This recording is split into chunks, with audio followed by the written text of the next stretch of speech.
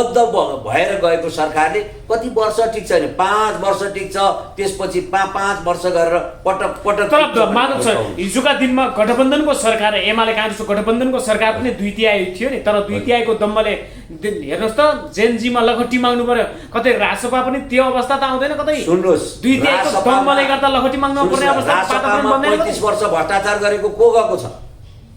रासपामा पटक पटक देश लुट्नेहरू को परेको छ? यदि छ भने उसलाई पनि भोलि लखेट्न सकिएला पात्र है। तर रासपा भित्र देश र जनतालाई माया गर्ने पर्याप्त मात्र गएका छन्, त्यसकारणले पनि देश र जनताले न्याय पाउँछ। पक्कै पनि यिनीहरू 5 वर्ष ढुक्कले चल्छ।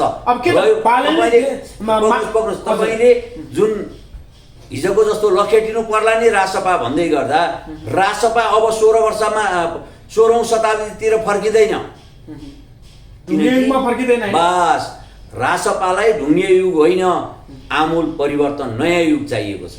त्यसकारणले नयाँ युग त अबको जेनजी पुस्ता, अहिलेको युवा पुस्ता र सक्रिय नागरिकले चाहन्छ। त्यसकारणले पनि परिवर्तन गर्न आएको पार्टीलाई तिरस्कार गर्ने अवस्था आउँदैन।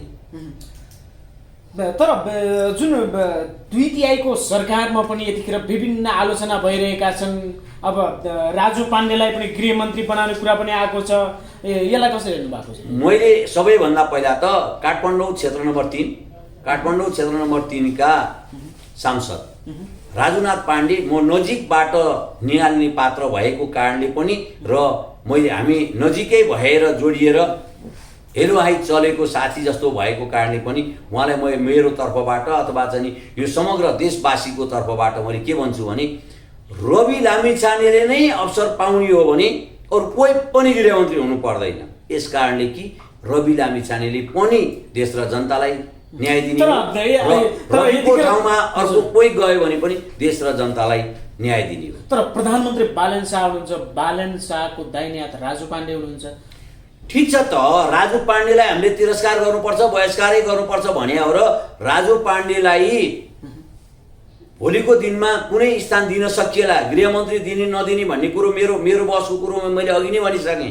के हो भने बालेन प्रधानमन्त्री भइसकेपछि रासपा पार्टीको निर्णय नै अन्तिम निर्णय हुन्छ।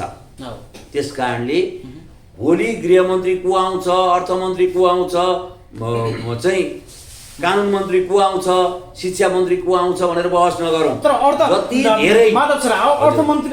अर्थमन्त्रीको पनि अहिले चर्को आलोचना पनि विवाद पनि हुन थालेको छ। अब रवि लामिछानेले एक कार्यक्रममा भन्नुभएको थियो स्वर्णिम वाग्लेलाई, स्वर्णिमजी अब बजेट लेख्न तयार गर्नुहोस्, अर्थमन्त्रीको रूपमा उहाँले घोषणा गरिसक्नु भएको छ।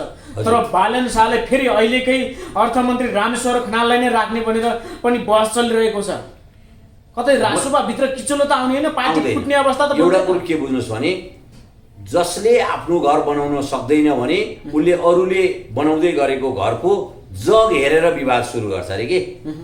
त्यसले बनाउन लागेको जग अलिकति ठुलो हालिदिया भए हुन्थ्यो अथवा अलिकति बाङ्गो हालिदिया भए हुन्थ्यो भनेर उसको घर जस्तो हालिने उसलाई चित्त बुझेर हाल्यो नि।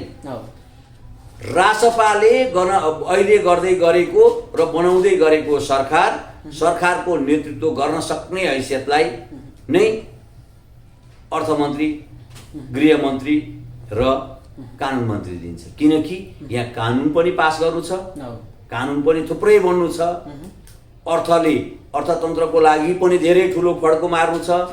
अर्को गृह प्रशासनले निडर भएर रविको जस्तै मलाई नचलाउनुहोस्, सक्नुहुन्न भन्ने पात्र खडा गर्नु छ।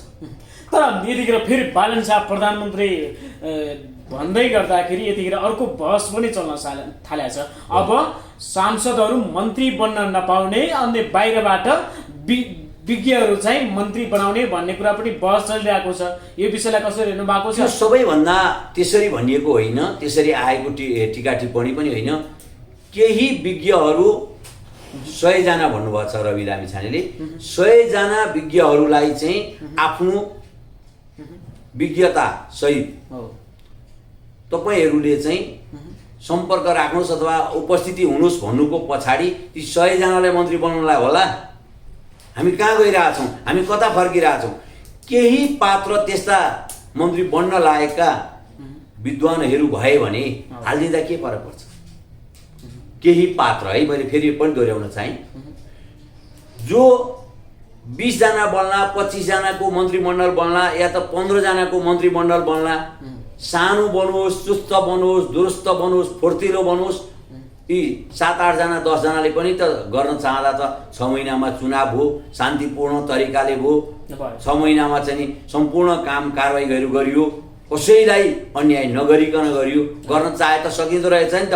त्यसकारणले भद्दा बनाउनु पर्दैन, चुस्त बनाओस्, सबैलाई भागवटा चाहिँदैन, निश्चितलाई दियोस्, तर कम्तीमा पनि त्यसमा विज्ञ परे भने, गएर सांसद परे भने, कानुनले दिँदो रहेछ भने त्यसलाई त किन हामीले अहिले टिका टिप्पणी गर्नु पर्यो? अब यतिखेर राजसभाले जुन बहुमत जुन 2/3 सरकार बनाउने लगभग पक्कापक्की देखिएको छ, तर 2वटा सिट जति पुगेको छैन। अब स्वतन्त्र उम्मेदवार महावीर पुन राजसभामा आउलान् कि नआउलान्, राजसभाको समर्थनमा उभिएलान् कि नउभिएलान्, तपाईँलाई के लाग्छ? 2/3 सरकार कतिखेर जरुर छ? 2 सांसद तपाईँले याद गर्नुभएको छ? 2/3 जतिखेर कानुनले पास गर्नुपर्ने, मुद्दा संशोधन गर्नुपर्ने, मुद्दा चेन्ज गर्नुपर्ने या त्यो कानुनै परिमार्जन गर्नुपर्ने बेलालाई मात्रै 2/3 संविधान संशोधन गर्ने बेला पनि आवश्यक पर्यो। अहिले किन गर्नु पर्यो त संविधान संशोधन? तर राजसभाले आफ्नो करार पत्रमा त राखेको छ नि, संविधान संशोधन गर्छौँ, संविधान संशोधनको लागि 3 महिनाभित्र हामीले पत्र तयार गर्छौँ भन्दैछ। त्यति बेला जतिखेर कानुन संशोधन गर्न आवश्यक पर्छ, संविधान भन्नुहोस् अथवा संविधानका बुँदा संशोधन गर्ने बेलामा राजसभाले 2 जना मान्छे ल्याउन नसक्ला, राजसभालाई 2 जनाले नसगाउला, अरू विपक्ष दल छैन, काङ्ग्रेस एमाले दिएन भन्दैमा अरू आउँदैन भन्ने हुन्छ? आवश्यक पर्दाखेरि पक्कै पनि राजसभालाई सघाउनको लागि पूर्वबाट उदाएको श्रम संस्कृति पार्टी छ। हिजो पटक पटक रवि लामिछानेलाई साथ दिँदै राजसभालाई साथ दिएको प्रचण्ड पार्टी छ, नेपाल कम्युनिस्ट पार्टी। त्यसै गरी राप्रपा छ, पटक पटक संसदमा ज्ञानेन्द्र साईले चाहिँ बोल्नु भएको छ, रविको पक्षमा कति छन्, राजसभाको पक्षमा कति छन्, त्यस्ताले त सघाउँछन् नि त। अब के त जनताले जसरी आँखा चिम्लेर चाहिँ जसरी भोट दिएका छन् राजसभालाई, जुन लगभग 2/3 पुगेको छ, के त जनताको म्यान्डेट अनुसार संविधान संशोधन हिजोका दिनमा काम कारबाहीमा जसरी संविधान बाधक बनेको थियो त्यो सबै ती बाधकहरू सल्टाउँछ राजसभाले? बाधा अवरोधहरू फुकाउँदै देश र जनतालाई न्याय दिनको लागि, जनताको न्यायको पक्षमा उभिनको लागि सक्रिय भूमिका निर्वाह गर्दै पक्कै पनि पर्दाखेरि संविधान पनि संशोधन गरेर अगाडि बढ्नको लागि राजसभाले सक्छ, गर्छ र गरेर देखाउँछ। अब यतिखेर जेनजी आन्दोलनमा चरम दमन भयो, 19 जना युवा संसद भवन अगाडि ढले र त्यसको छानबिनको लागि उच्च स्तरीय छानबिन आयोग गौरी बहादुर नेतृत्वमा पूर्व प्रधान न्यायाधीशको नेतृत्वमा छानबिन आयोग बन्यो। जुन छानबिन आयोगले प्रतिवेदन अन्तरिम सरकारकी प्रधानमन्त्री सुशीला कार्कीलाई बुझाइसकेको छ र अन्तरिम सरकारलाई बुझाएको प्रतिवेदनमा तत्कालीन केपी शर्मा ओली, गृहमन्त्री रमेश लेखक र आइजिपी चन्द्र कुबेर खापुङलाई फौजदारी मुद्दा लगाउन सिफारिस गरेको छ। अब के त अबको यो प्रतिवेदन कार्यान्वयन गर्ने जिम्मा रवि र बालनलाई परेको छ। के रवि र बालनले अब केपी शर्मा ओलीलाई जेलमा कोच्छन्, पूर्व गृहमन्त्री रमेश लेखकलाई जेलमा कोच्छन्? सबैभन्दा पहिला यो जुन उच्च स्तरीय छानबिन समितिले तयार गरेको प्रतिवेदन सरकारलाई बुझाइसकेको अवस्था छ। पक्कै पनि चुनाव भइसकेको अवस्था, चुनावबाट आउन सक्ने परिणाम आइसकेको अवस्था छ। अब सरकार बन्छ, सरकारले हिजोको काम कारबाहीका प्रक्रियाहरू नियमित आफ्नो कर्तव्य निर्वाह गर्दै अगाडि बढ्ने क्रममा दोषी ठहरिएका पात्रहरू को पर्छन् भनेर चाहिँ खोज्ने कुरा होइन। अहिले छानबिन आयोगले त दोषी देख्यो त, एकछिन छानबिन गर, पक्राउ गर, कारबाही गर भने एकछिन जो दोषी देखिन्छ, जो भागीदार हुन्छ उसलाई कारबाही हुन्छ भनी किन तर्क? पक्कै पनि कारबाहीको भागीदार हुनुपर्छ, दोषीलाई कारबाही हुनुपर्छ। मान्छे मरेको छ, एउटा आमाको कोख रितिएको छ, बस सबैभन्दा पहिला को कारबाहीमा पर्छ भनेतिर नजाउँ, कसको कोख रितिएको छ, कस्ता खालका चाहिँ नि नागरिकहरूको चाहिँ विवस्त हत्या गरियो। हत्या हुँदाखेरि अझ मजाकमा उडाइयो कि त्यो चाहिँ विडम्बनाको कुरो छ। आतंककारी हुन् भनियो, मर्न गए, धेरै कुरा छन्। अब अहिले त फेरि केही सुध्रेका शब्दहरू आउन थालेका छन्। परिवर्तन हामीले स्वीकार्नुपर्छ, परिवर्तनबाट आएको हुन सक्ने सम्भावित सबै कुरा स्वीकार्नुपर्छ भन्ने आइसकेको छ। माधव सर, त्यसै गरी हिजो स्वीकारिएको भए पनि अलिकति सहानुभूति र एउटा आत्मआलोचना गर्ने ठाउँ हुन्थ्यो होला। आज हारिसकेको अवस्थामा र आफू अब पिछडिएको अवस्थामा चाहिँ अहिले के भन्न थालियो भने केही सङ्घ संस्थाहरूलाई पनि अहिले परिमार्जन र संशोधनतिर लग्न लागिसक्यो। दम्मबाट ब्याग हटेको अवस्था छ। त्यस कारणले दोषीले कारबाही भोग्नुपर्छ। दोषीलाई कारबाहीको भागीदार बन्नको लागि यो कानुनले पुगेन भने कानुन संशोधन गरेर पनि कारबाही गर्नुपर्छ।